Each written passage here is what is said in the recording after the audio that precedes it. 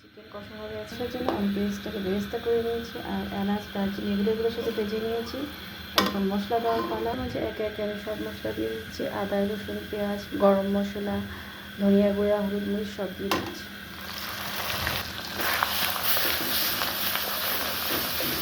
নাড়াচাড়া করে